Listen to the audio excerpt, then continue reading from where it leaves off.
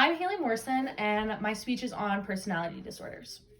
So, quote, according to the National Comorbidity Study Replication, 9.1% of adults in the United States have a personality disorder.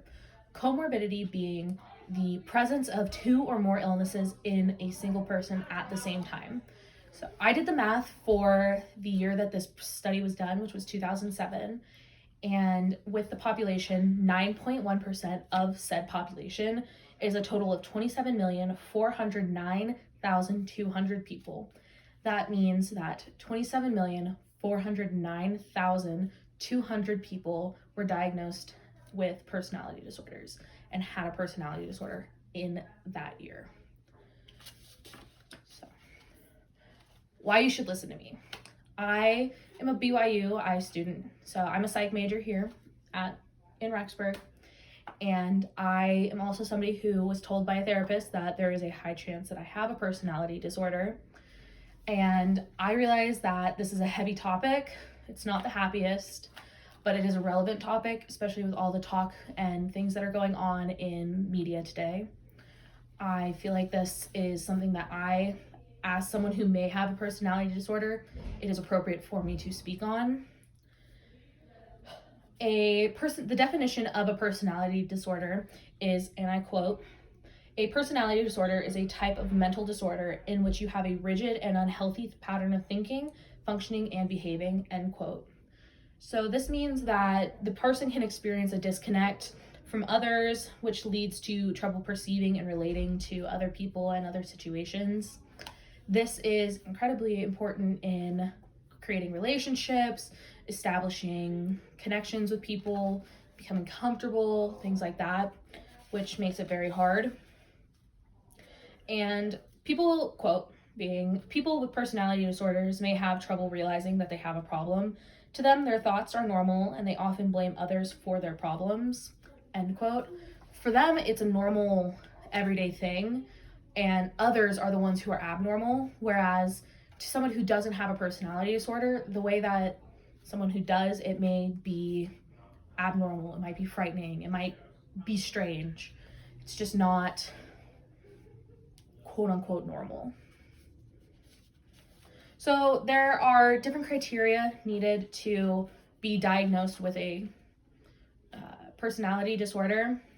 There is a physical examination that has to be done, a psych eval, and one must meet the criteria within the DSM-5, which is the Diagnostic and Statistical Manual of Mental Disorders, version 5. Before I get into what those criteria are, I do want to go over what the risk factors are.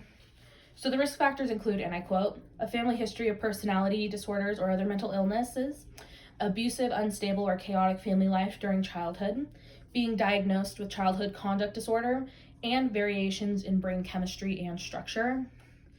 These, unquote, these are things that we don't know the cause of, but these are risk factors that many people who have personality disorders had.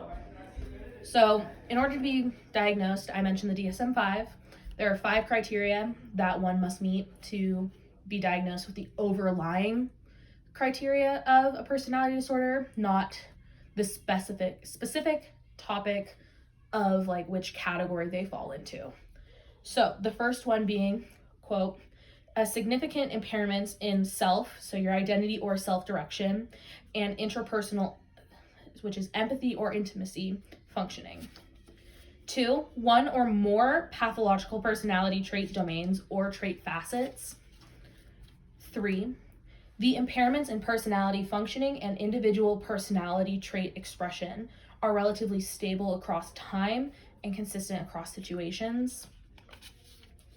4, the impairments in personality functioning and individual's personality trait expression are not better understood as normative for an individual's developmental stage or sociocultural environment.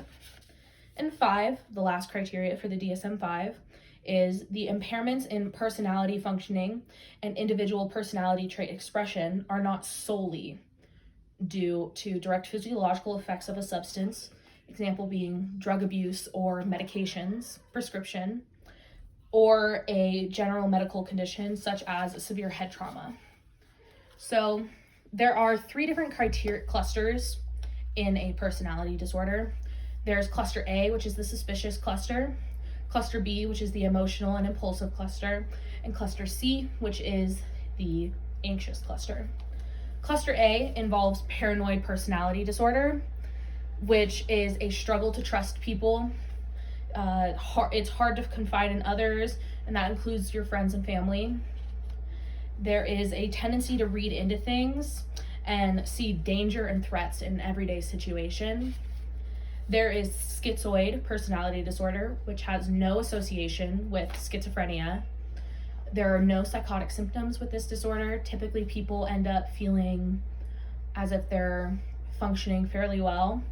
A quote being for the symptoms is they find it difficulty forming close relationships with other people, choose to live your life without interference from others, prefer to be alone with your own thoughts, end quote. Other things similar to that. Then there's schizotypal, which people tend to experience disordered thoughts or perceptions.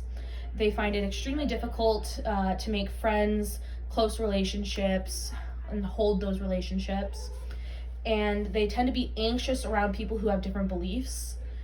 There is also a chance that the individual believes that they have a sixth sense, which is just like an extra ability of sorts.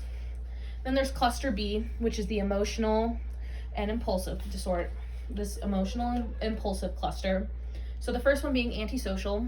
So it is normal to put one's needs before other people's. It's human survival, basic human functioning, to put your needs ahead of somebody else's. But antisocial comes when you do this and they put themselves in a dangerous situation without considering the consequences, both for themselves and for the others around them or the people who will be around them in the future. There's a struggle with empathy, both understanding empathy and experiencing empathy. And they're easily bored, and this boredom leads to impulsive actions. There's borderline, which I think is the most commonly known one. This is where there's a problem with emotion regulation, self-identity, self-image, and the symptoms include, and I quote, very intense emotions that change quickly, not having a strong sense of who you are or what you want from life, with the ideas changing significantly, depending on who you're with, finding it hard to make and keep stable relationships or friendships, acting impulsively and doing things that could harm you, the you being themselves. People with borderline also tend to have suicidal ideations or suicidal thoughts, and there is a tendency to engage in self-harming behaviors. Similar to borderline is histrionic. Histrionic includes having issues regarding your self-image. The individual becomes very uncomfortable if they're not the center of attention. They have to have the approval of others around them or the approval of whoever they're going out with, and they are easily influenced by those around them. And the last one in cluster B is narcissistic personality disorder. This is where an individual has this belief that there are special reasons that they're better or more deserving than those around them, and they tend to have a fragile sense of self, so their self-esteem is pretty low. Cluster C, which is the anxious disorder, starts off with avoidant personality disorder. This is where someone expects criticism or disappointment, disapproval, and still is extremely sensitive to it. They worry about being shamed by others, and due to this worry, they will actively avoid new situations, being around new people, things like that. There's dependent personality disorder, where an individual will feel needy and be unable to make decisions and to function without the help of another person.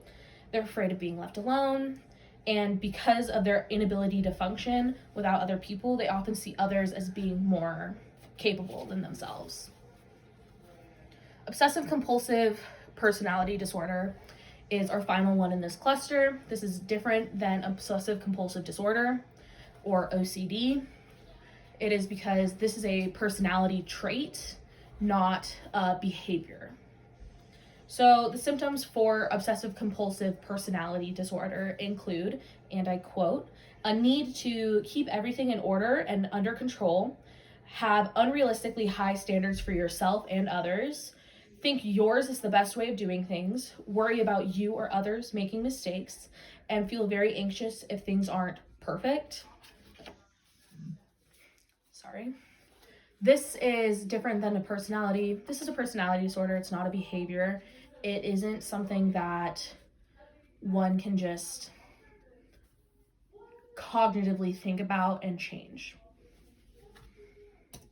So there are different treatment options for people who have a personality disorder. There is no cure. There is no end-all be-all medication, but there's psychotherapy, medication, and inpatient. Psychotherapy, which is also known as talk therapy or just therapy, includes having group therapy, which is what it sounds like.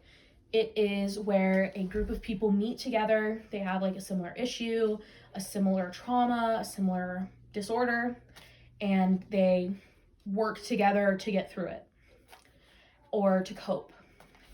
And then there's cognitive behavioral therapy, also known as CBT. And with this, you work to change their thinking patterns. And this change in thinking can lead to a change in behavior. And knowing the reasoning behind why you do a certain behavior can help you to recognize the behavior, and if it is an unhealthy one, to stop said behavior. And then there is dialectical behavioral therapy, which is known as DBT. So this is similar to cognitive behavioral therapy in the sense that it is the same thing, other than this is used for people who have intense emotions. So this would be for people who have cluster B. So the emotional and impulsive personality disorders would be most benefited with this. And then there's medication. And as I said, there's no cure. There's no specific medication that is the end-all be-all for a personality disorder. And in this case, and I quote, in some cases, medication such as antidepressants, anti-anxiety medication, or mood stabilizing medication may be helpful in treating some symptoms. With medication, all they can really do is treat the symptoms, but at the same time, medication can make a huge difference in a person's life. Usually it is used in tandem with psychotherapy. And then there's the most severe one, which is inpatient, which is where you are hospitalized, whether by yourself or by force from other people. And usually this is when you're a danger to yourself or you're a danger to others. Usually it's you are a danger to yourself. And here you work with doctors and nurses constantly with medication, therapy, group therapy, different like coping skills, different things like that. And you have a set structure throughout your day to help keep you functioning and keep you healthy. You can be released from the hospital once it's determined you're no longer a danger to yourself or others. Now, after everything, I want to review. A personality disorder is a type of mental health disorder categorized through clusters, cluster A, cluster B, cluster C, and it's a type of unhealthy and rigid thinking pattern that an individual has. And while personality disorders may seem uncommon or scary, it is important to know that 9.1% might not sound like a lot, and this was back in 2007. That 9.1% was 27,409,200 people, and as with other mental health things, the numbers are just growing. More and more people are being diagnosed, more and more people are seeking help. The number has grown since.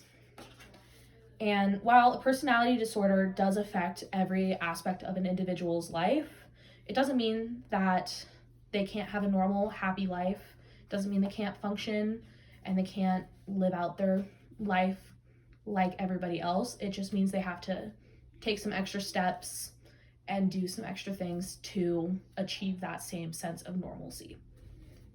Thank you.